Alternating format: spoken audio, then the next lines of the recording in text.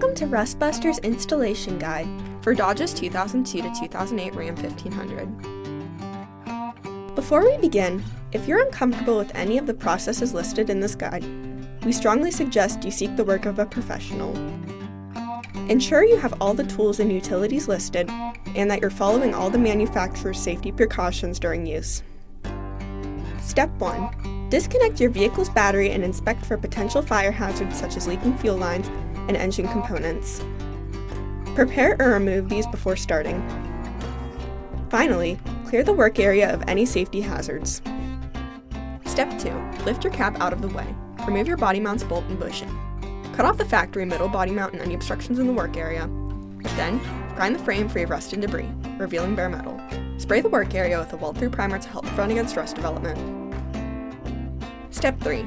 Take your replacement middle body mount and hold it up to the frame using the factory mount silhouette to help with the alignment. Following proper welding procedures, tack weld your middle body mount onto the frame before welding it on fully. Finally, paint the part with primer or other rust inhibitor to help prevent or reduce the risk of rust formation. We recommend our Rustbuster Rust Converter and primer spray paint. Reinstall your body mount's bolt, bushing, and cab.